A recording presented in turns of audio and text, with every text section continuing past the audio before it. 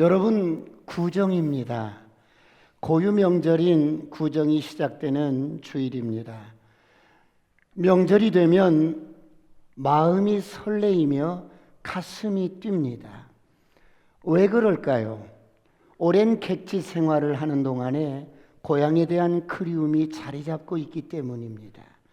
그런가 하면 고향에 가면 제일 먼저 반기시면서 달려오실 부모님의 모습이 떠오르기 때문입니다.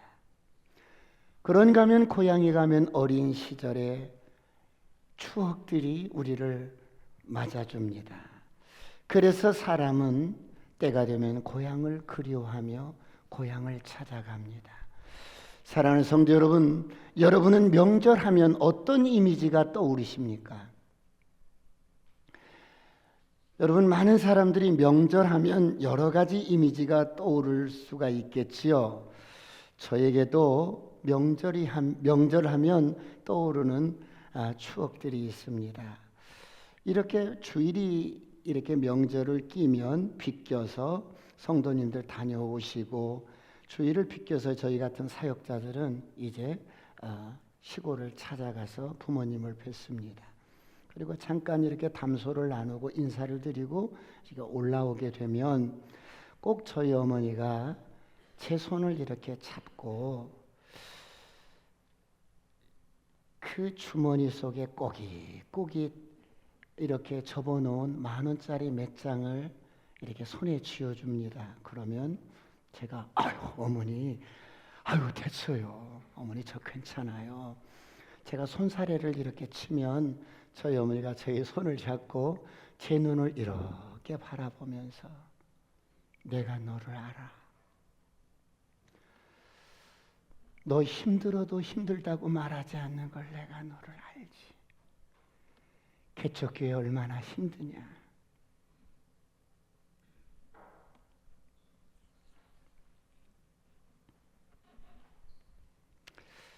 사랑하는 성도 여러분, 부모는 자식을 키우면서 한순간도 자녀를 잊어본 적이 없을 것입니다. 좋을 때는 좋아서 생각하고 힘들 때는 힘들어서 생각하고, 자식이 가까이 있으면 멀리 있으면 부모는 한순간도 마음속에 그 자녀를 잊은 적이 없을 것입니다. 우리는 모두 이런 과정을 통하여 확실하게 깨닫게 됩니다. 때로는 자녀들은 부모를 잊고 삽니다. 그러나 부모는 절대 자식을 잊지 않습니다. 이렇게 명절이 되면 부모님들은 집안의 불을 환히 밝혀놓고 객지에 나간 자식들을 기다립니다. 그러므로 사랑하는 성도 여러분, 인생이 아무리 어렵고 힘들지라도, 때로는 낙심되고 괴로울지라도 우리는 이런 부모님을 잊지 말아야 합니다. 바로 부모님은 지금도 나를 잊지 않고 기다리고 계시고 나를 사랑한다는 사실을 자녀된 저와 여러분은 늘 잊지 마시길 축원합니다. 사랑하는 성도 여러분, 하나님은 보이지 않는 분인데 하나님을 대신해서 우리에게 보이시는 하나님인 부모님을 보내주셨어요. 그러므로 성경은 말씀합니다. 이사야서 49장 15절 16절 다 같이 합독합니다. 시작. 여인이 어찌 그 젖먹는 자식을 잊겠으며 자기 태에서 난 아들을 긍휼히 여기지 않겠느냐. 그들은 혹시 잊을지라도 나는 너를 잊지 아니할 것이라. 내가 너를 내 손바닥에 새겼고 너의 성벽이 항상 내 앞에 있나니. 여인이 젖먹는 자식을 어찌 잊을 수가 있겠니? 죽을 때까지 부모는 자식을 잊을 수가 없어요. 그런데 그런 부모일지라도 때에 따라서는, 상황 따라서는 그 자식을 버릴 수가 있어요. 그 자식을 버릴 수가 있는 거예요. 그런데 하나님은 어때요? 우리를 결단코 버리지 않는답니다. 할렐루야. 그래서 하나님이 저와 여러분을 하나님의 가슴에 기억하시고 기록하시고 저와 여러분 한 사람 한 사람을 하나님의 손바닥에 새기셨어요. 금쪽 같은 자식으로.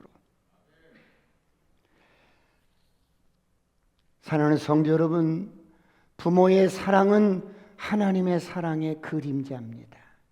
하나님은 사랑의 본체십니다.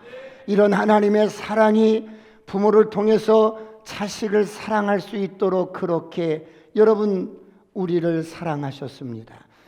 그래서 많은 분들이 이렇게 임종을 이렇게 맞이할 때 가보면 마지막 호흡을 이렇게 하시는데, 임종을 앞두고 호흡을 하시는데 어떤 분은 눈을 감지 못하는 거예요.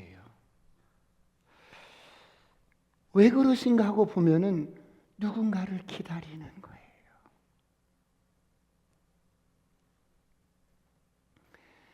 마지막 그 자식의 얼굴을 보고 숨을 거두려고 눈을 못 감는 거예요. 그런가 하면 어떤 분은 눈을 안 떠, 눈을 못 떠. 다 이제 기능들이 다 이제 소진이 됐어. 호흡만 가쁘게 하는데 귀에다 대고 어머니 아들 왔어. 아들? 눈을 번쩍 뜨는 거예요. 이게 부모예요, 여러분. 부모는 언제까지나 자식을 사랑하고 이 땅에서 이 목숨이 다하는 날까지 자식을 잊을 수가 없는 것입니다. 특별히 부모는 이런 명절이 되면 자식을 기다리는 거예요. 어머니, 이번 명절에는 못 가요. 분명히 전화로 말씀을 드렸는데도 행여나 올까봐 기다리시는 게 부모의 마음. 그렇다면 사랑하는 성도 여러분, 우리는 자식된 도리로서 어떻게 인생을 살아야 참 잘 살았다고, 보람있게 살았다고, 자식된 도리를 잘하면서 살 수 있을까요? 성경은 오늘 이렇게 말씀합니다. 첫 번째, 부모를 공경하라고 말씀합니다. 예수 믿고 거듭난 저와 여러분에게 가장 필요한 가르침이 무엇일까요? 돈 많이 버는 가르침 물론 중요할 수 있어요. 그런데 저와 여러분에게 가장 필요한 가르침은 하나님의 은혜와 의의 선물을 넘치게 받은 저와 여러분은 이제 하나님의 자녀가 되었어요. 하나님의 생명으로 거듭났어요. 이 생명은 죽음을 이긴 생명이요, 세상을 이긴 생명이요, 정복자보다 나은 생명입니다. 이 땅의 모든 사람들이 갈망하는 그 갈망의 끝이 구원인데 그 구원을 우리는 가진 자가 되었습니다. 그러므로 저와 여러분에게 가장 필요한 것이 무엇이겠습니까? 하나님께서 말씀하시는 이 말씀에 순종하며 사는 것입니다. 할렐루야. 그렇다면 성경은 오늘 우리에게 무엇을 가르치십니까?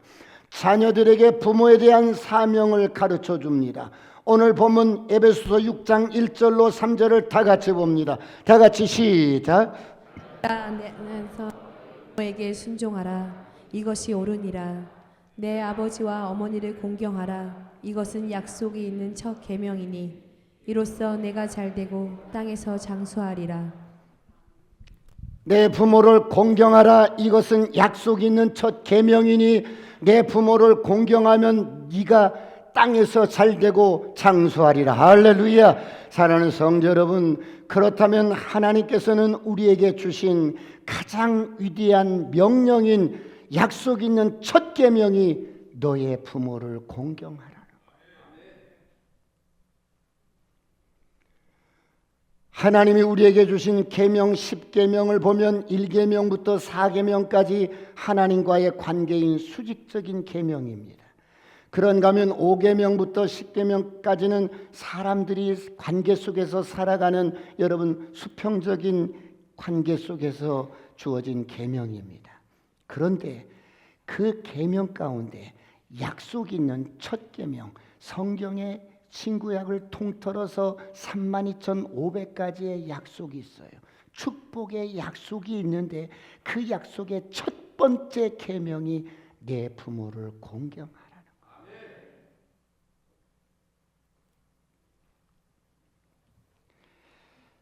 그러면 내 부모를 공경하라는 이 계명이 다섯 번째 계명입니다. 그러므로 여섯 번째가 살인하지 말라, 일곱 번째 간음하지 말라, 이런 계명이 이어지는데 여러분, 부모에게 불효하는 것은 살인죄보다 더 큰 죄라는 거예요. 부모를 공경하지 않는 것은 살인죄보다 더 중한 죄라는 거예요. 사랑하는 성도 여러분, 많은 사람들이 내 부모를 공경하라는 이 계명을 왜곡하고 무시한 채 살아갑니다. 오늘 본문은 그 왜곡된 현실을 하나님께서 말씀하시는 중요한 구절입니다. 우리가 오늘 본문을 이해하기 위해서는 알아야 할 게 있는데요. 이스라엘에게는, 이스라엘 나라는 세 종류의 법이 존재합니다. 첫 번째, 계명이라는 법입니다. 이 계명이라는 법이 제일 크고 무거운 법입니다. 바로 십계명입니다. 하나님이 인간에게 직접 돌판에 새겨준 법이요, 법 중에 최고의 법입니다. 그래서 모법이라고 합니다. 헌법과 같습니다. 그런데 이 계명은 포괄적입니다. 디테일하지 않습니다. 그래서 이 계명을 복잡한 환경 속에서 잘 해석하고 잘 지켜가기 위해서 그 밑에 하위법을 두었는데 그 법을 법규라고 합니다. 율례라고도 하고 법규라고도 합니다. 이 두 가지 법은 일반적인 법인데 오늘 본문에 보면 두 가지 예가 나옵니다. 오늘 본문 마태복음 15장 4절을 다 같이 보겠습니다. 시작. 하나님이 이르시되 내 부모를 공경하라 하시고 또 아버지나 어머니를 비방하는 자는 반드시 죽임을 당하리라 하셨거든.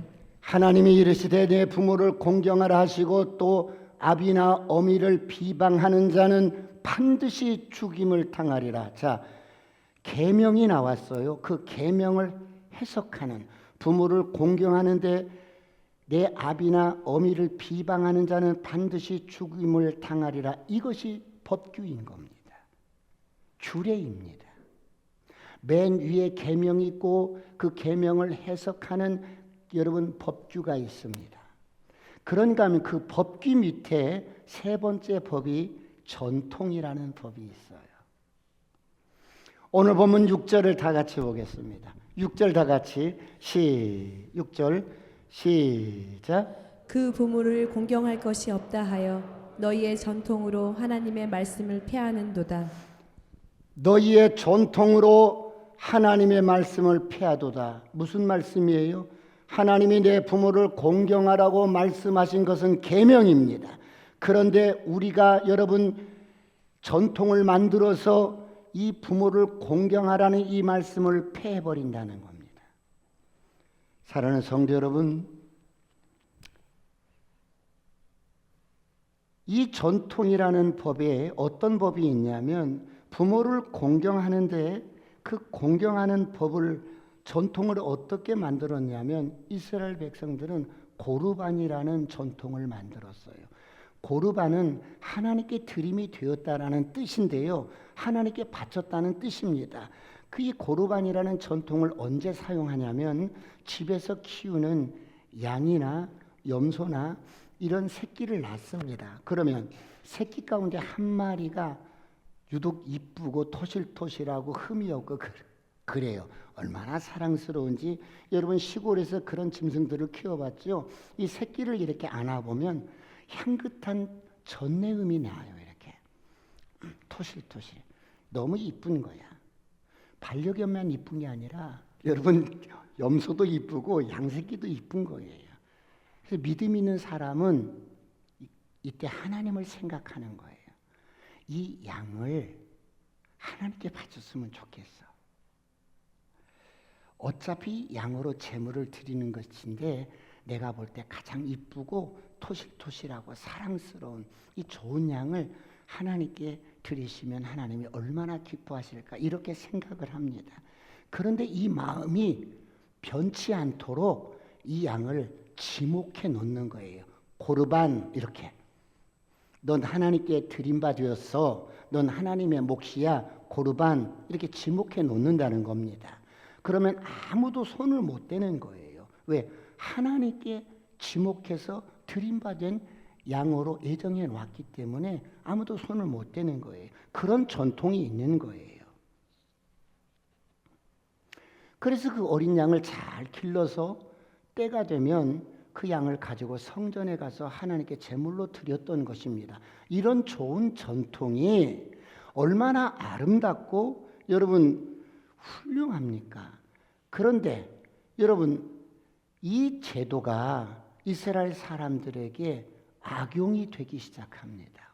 예를 든다면 어느 날 아버지가 아들에게 말을 합니다. 아들아, 용돈이 좀 필요하다. 용돈을 좀 줄 수 있겠니? 아버지, 집에 돈이 하나도 없는데요. 엊그저께 너 땅 팔고 곡물 좀 팔았던 거 있지 않느냐? 아, 그거요? 아버지 고르반 된 거예요. 하나님께 드리려고 지목해 놓은 돈이에요. 그래? 그런가 하면 저를 보세요. 연로하신 부모님이 허기가 져서 너무 속이 헛헛해서 걷는 것도 그렇고 달달달달 그래서 어머니가 너무 기력이 없으니까 고기가 너무 먹고 싶은 거야. 애야, 저 어린 양 한 마리 잡아서 먹자. 내가 요즘 허기가 져서 눈에 막 햇보이고 그런다. 저 어린 양 저게 괜찮겠구나. 어머니, 저거 고르반 된 거예요.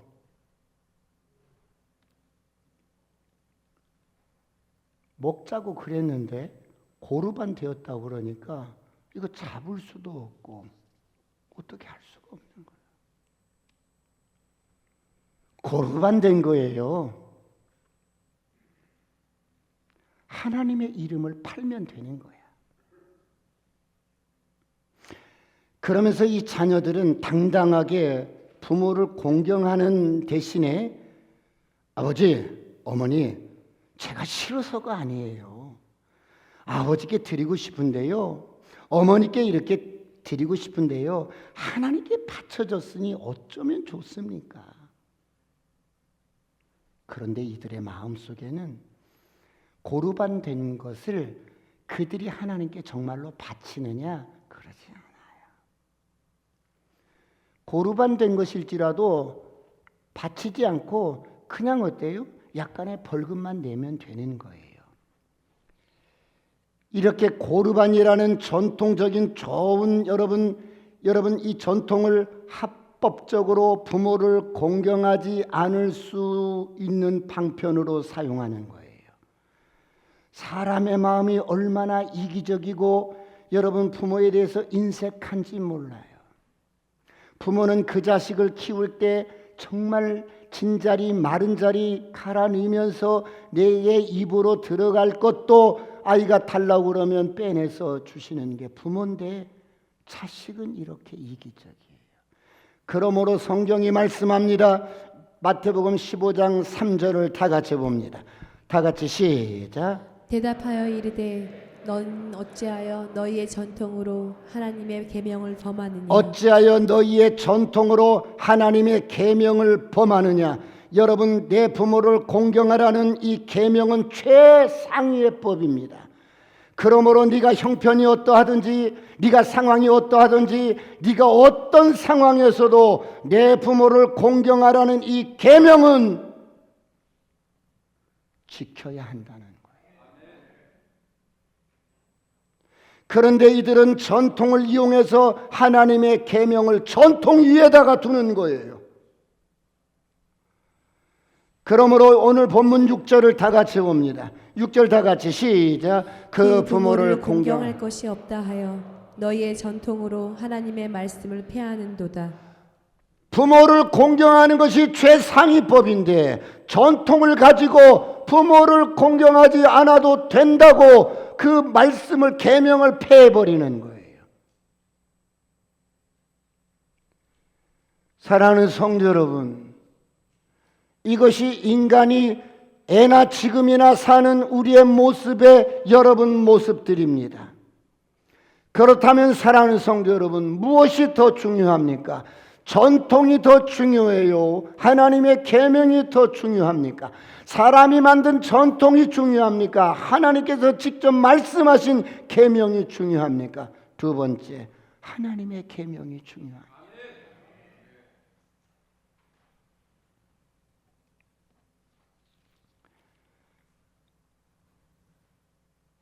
하나님의 계명이 중요합니다. 그런데 사람들이 전통을 이용해서 하나님의 계명을 어긴다는 것입니다. 여러분, 이스라엘 사람들이 많이 활용했던 고르반 제도를 그들이 주장하는 의도가 무엇입니까? 전통을 잘 지키려는 것이 아니라 부모를 공경하라는 계명에 순종하고 싶지 않은 거예요. 왜요? 부모를 섬기는 것이 돈 들어가고 피곤하다는 거예요. 그런데 불효자라는 소리는 듣고 싶지 않아요. 그래서 이 두 가지를 피하는 방법으로 고르반이라는 이 전통을 악용을 하는 거예요. 고르반. 어머니, 이거 고르반 된 거예요. 아버지, 고르반 된 거예요.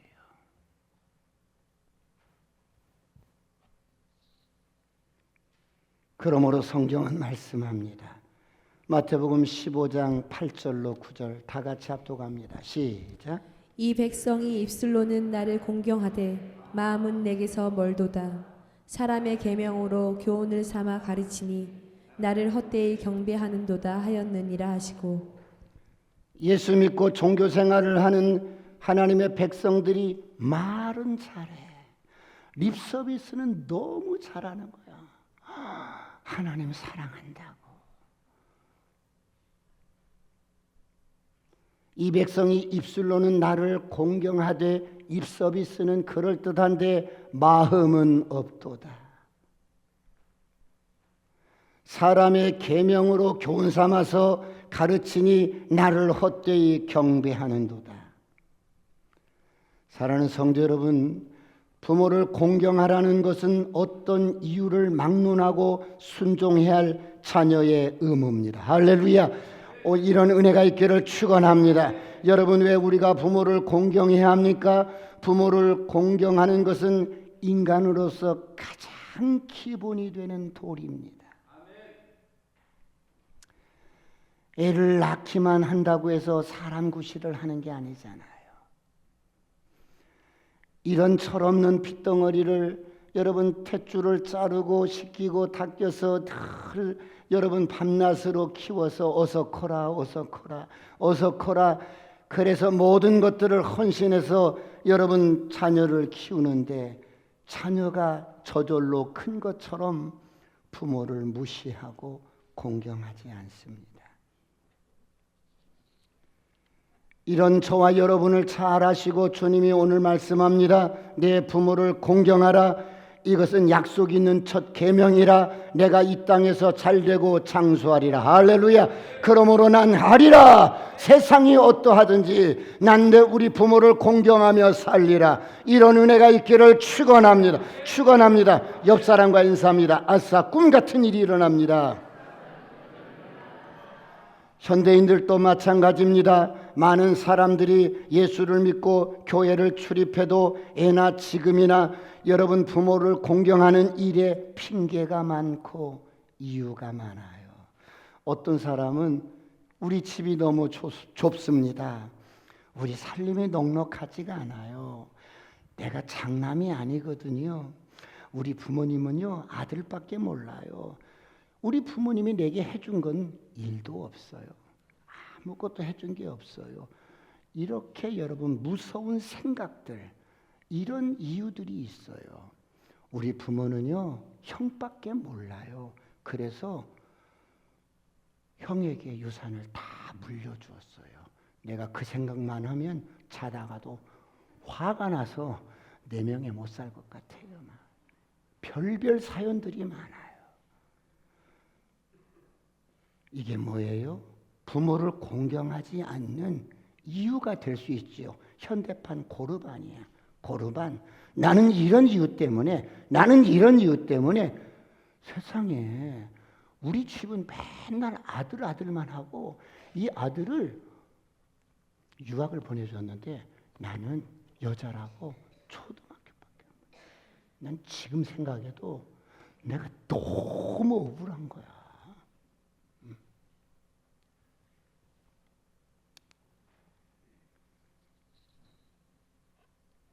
그러나 저러나 이런 많은 고르반적인 이유가 있을지라도 하나님은 말씀하십니다. 내 부모를 공경하라.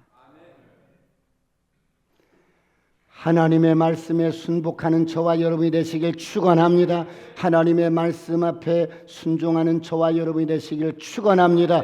옆 사람과 인사합니다. 부모를 공경합시다.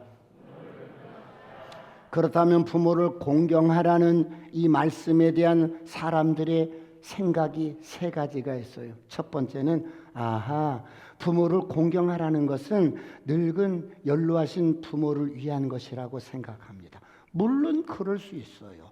연로하신 부모를 공경하는 거 부모를 위한 것일 수도 있어요. 그런데 두 번째는 부모를 공경하라고 하신 것은 행복한 너의 가정을 위해서 그러는 거예요.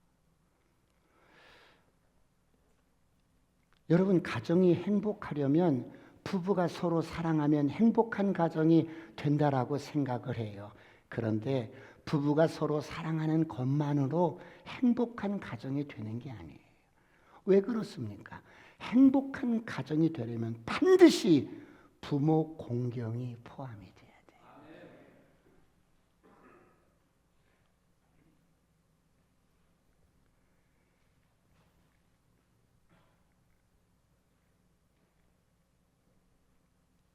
그래야 행복한 가정이 되는 거예요.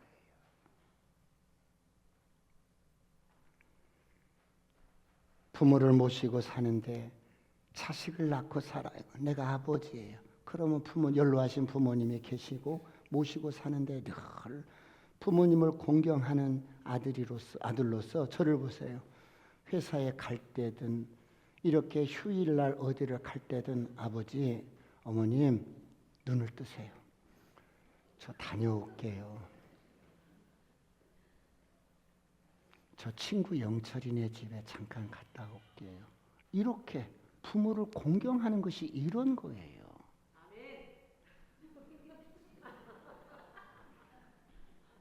돌아와서는 아버님 많이 기다리셨지요? 저 잘 다녀왔어요. 이렇게 반필면배하는 것이 부모를 공경하는 거예요. 근데 요즘 애들은 그러지 않잖아요. 아주 무시하고 살잖아요.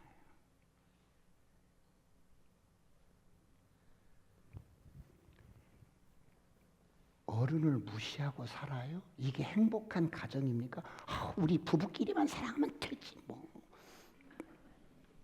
아니.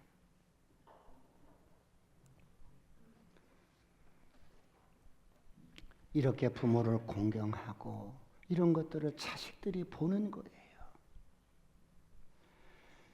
그런가 하면 여러분, 이런 가정 속에서 인간의 모든 가치관과 성품이 이 가정에서 형성이 됩니다.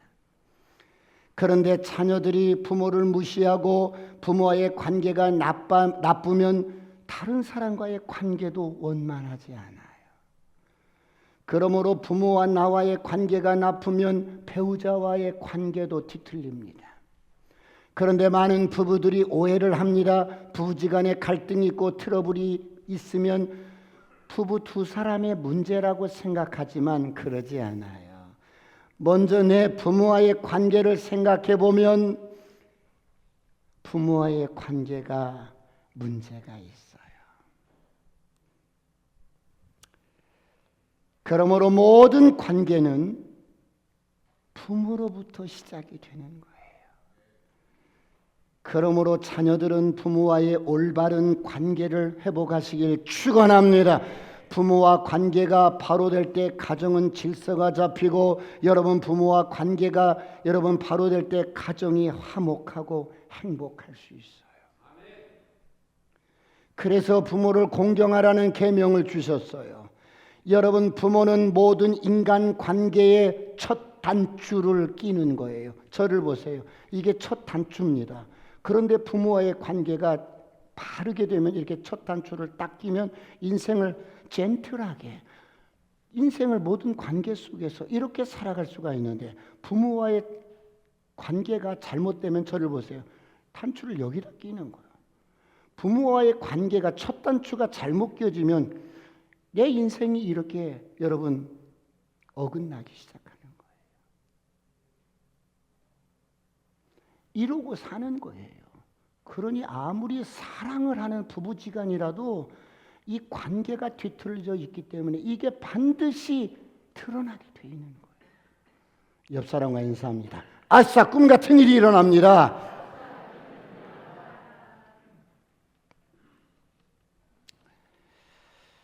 그런가 하면 내 부모를 공경하라는 이 계명을 주신 가장 중요한 신학적인 이유가 있어요.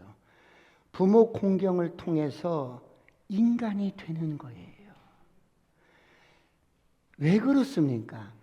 인간에게 가장 큰 죄의 뿌리가 있어요. 그게 뭘까요? 세 번째, 교만이라는 죄예요.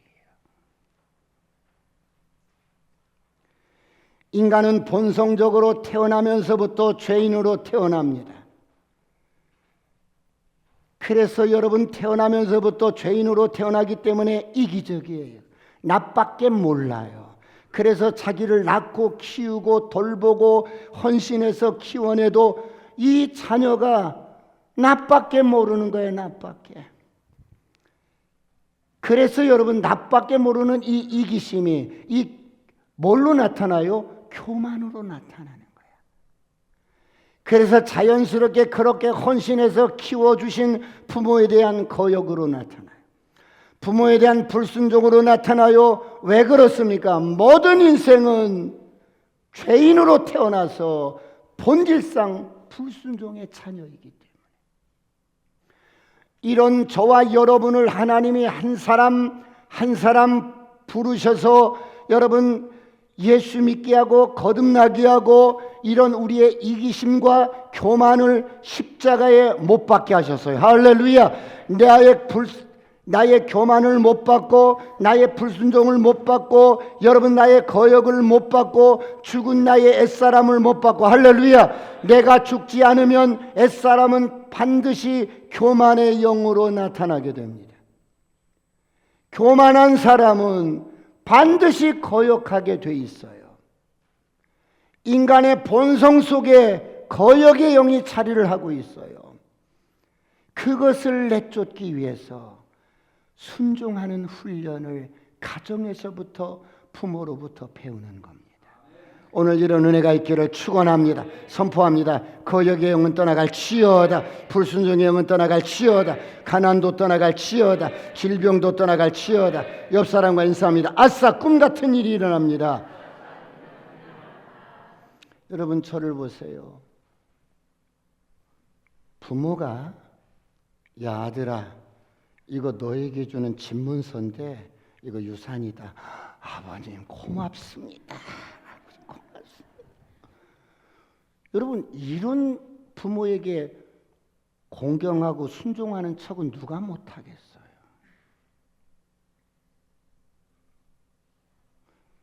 성경은 그런 경우를 말하는 게 아니에요. 정말 내 부모가 스펙도 없고 성격도 개성 있고 술만 드시면 3시간, 4시간씩 앉혀놓고 여러분 주사를 하고 여러분 정말 성격도 고약스럽고 아무튼 그런 아무것도 가진 것도 없고 악만 남아서 늘 그러는 부모를 어떻게 할 거냐? 이런 부모를 어떻게 할 거냐? 공경하라는 거예요. 이게 여러분 말이나 되는 말이에요? 그래서 저를 보세요. 나는 그런 부모 공경 못해. 우리 부모는 내게 상처만 줬고 우리 부모는 나에게 일도 해준 게 없어. 하나도 해준 게 없고 유산 일도 없었어. 그래? 그러면 하나님의 말씀에 네가 네 생각을, 네 감정을, 너의 상처를 그 위에다 두고 내 부모를 공경하라는 이 말씀에 불순종할 거야? 순종할 거야? 불순종할 거야? 이것을 묻는 거예요.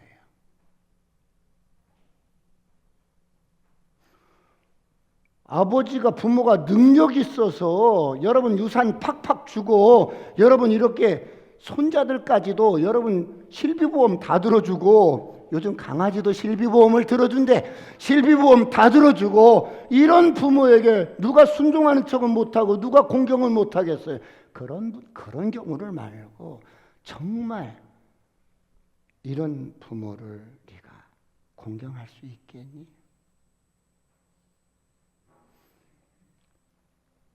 하나님의 말씀에 대답해 보시기 바랍니다. 내 부모를 공경하라. 아멘입니까?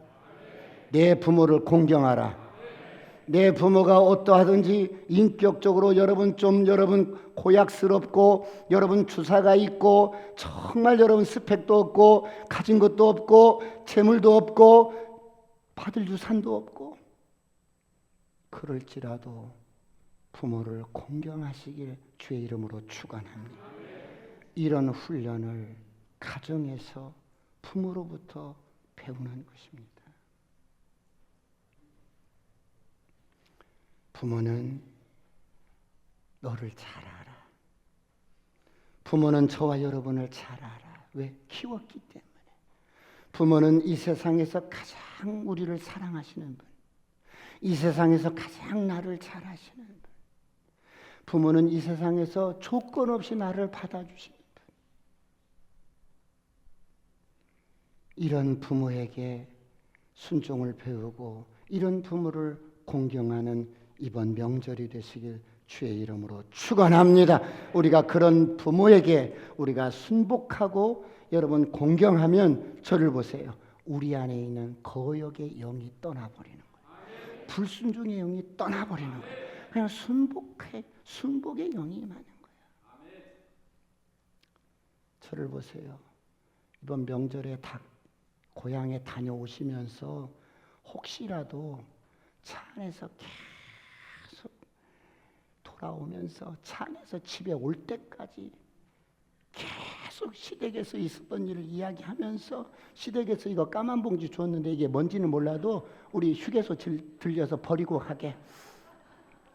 난 진짜 시댁 시제만 해도 스트레스를 받았으면 살겠어. 제발 명절 때 그러지 마세요. 명절 뒤에 이렇게 휴게소 가면 진짜 시골에서 싸준 것들 버리고 가는 차들이 너무 많은 거예요. 아니면 경비실에 아파트 들어오면서 경비실 아저씨나 드세요. 이런 사람들이 많다니까.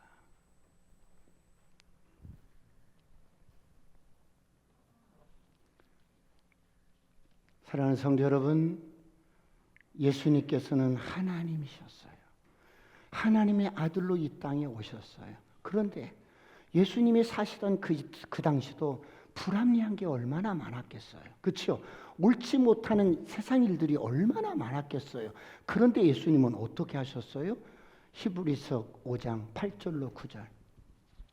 다 같이 시작. 그가 아들이면서도 받으신 고난으로 순종함을 배워서 온전하게 되셨은즉 자기에게 순종하는 모든 자에게 영원한 구원의 근원이 되시고.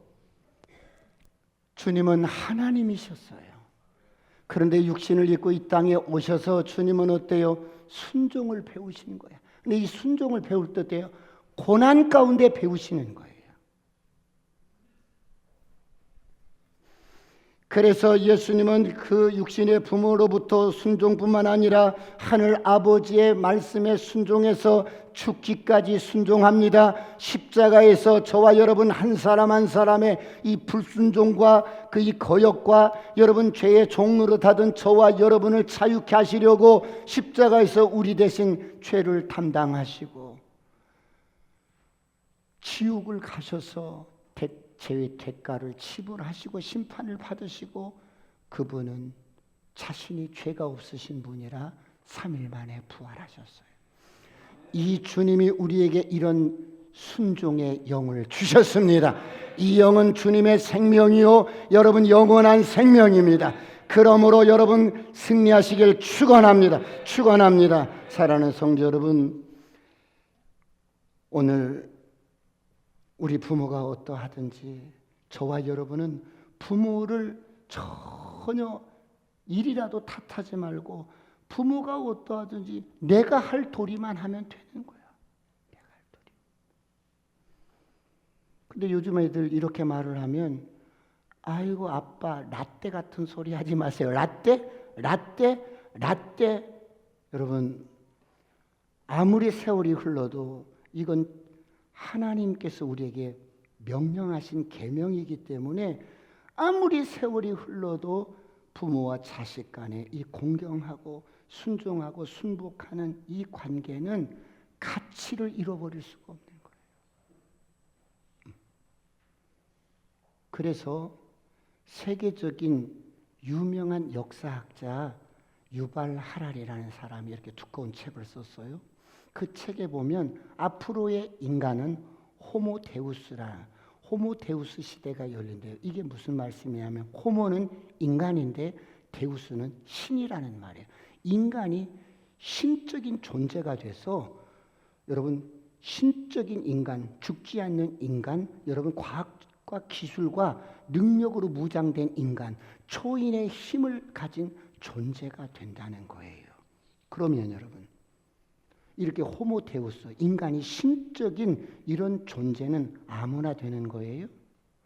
앞으로 세월이 흘러가면 흘러갈수록 어떤 사람이 그런 신적인 능력 있는 인간이 돼요? 돈 있는 사람, 권세 있는 사람, 능력 있는 사람은 이런 신적인 존재로 살아갈 수가 있어요. 그런데 우리 부모님들이 힘이 없고 돈 없고 여러분 금줄이 풀어지고 이런 분들이 어떻게 그렇게 살아가실 수가 있겠어요? 그래서 호모데우스 신적 존재처럼 능력 있게 살아가지 못하는 사람들은 어떻게 될까요? 쓸모없는 인생이 된다는 거예요. 버려지는 인생이 된다는 거예요.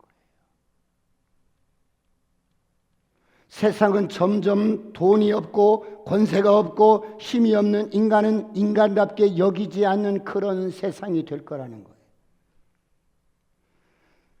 그러나 여러분 세상이 어떠하든지 오늘 주님이 말씀합니다. 내 부모를 공경하라. 할렐루야. 이 말씀 앞에 여러분은 어떻게 반응하며 사시겠어요? 오늘 우리 부모는 이것 때문에 안 되고 우리 부모는 이것 때문에 안 되고 우리 부모는 이런 생각을 일이라도 갖지 마시길 축원합니다. 이 하나님의 말씀에 순종할 것이냐 아니면 내 생각과 내 느낌과 내 감정 이런 것을 말씀 위에 두어서 나는 못해 이렇게 사실 것이냐 여러분들이 선택하는 거예요. 그래서 예수 믿고 거듭난 저와 여러분은 이제는 내 감정이 주체가 아니고 내 상처가 주체가 아니고 여러분 내 느낌이 주체가 아니고 말씀이 저와 여러분의 주인이 되어서 할렐루야 말씀에 순종하고 말씀의 통치를 받고 말씀이 말씀하시는 대로 그렇게 순복하며 살아가시길 축원합니다. 이럴 때 이런 사람들에게 주님이 약속해요. 내 부모를 공경하라. 이런 사람은 약속 있는 첫 계명인데 내가 이 땅에서 잘되고 장수하리라. 할렐루야. 이런 은혜가 있기를 축원합니다. 여러분 이번 명절에는 소원했던 관계들이 혹시 있을 수도 있었어요. 그러나 그런 관계들 여러분 손 따뜻하게 잡아드리고 부모가 혹시라도 노여워하거나 부모가 이렇게 여러분들을 싫어하는 것 같으면 다른 거 없어요. 봉투 하나 준비해서 말로 100번 어머니 잘못했어요. 어머니 잘못했어요. 어머니 용서 100번 그래도 그 말보다도 봉투 하나 어머니 이거 맛있는 거 사드세요. 이게 더 능력이 있어. 아이고 알았다. 봉투를 보니까 힘이 난다. 그래서 이번 명절에는 정말 모든 관계가 회복되어져서 여러분의 가정에 기쁨과 즐거움의 웃음소리가 여러분 끊이지 않기를 축원합니다. 기도하시겠습니다.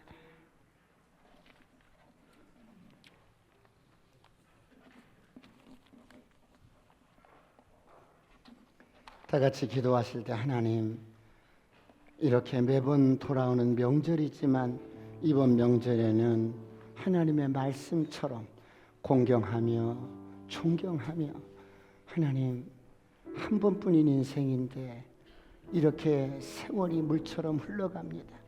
우리는 이렇게 고향을 그리워서 때가 되면 부모 형제를 찾아가다가 이 땅에는 영구한 도성이 없어요. 우리 아버지 본향집이 기다리고 있습니다. 하나님 본향으로 가기 전에 내게 주신 모든 부모 형제를 잘 섬기며 공경하며 하나님 행복한 명절이 되게 하옵소서. 주여 삼창하시고 통성을 간절히 기도하시겠습니다.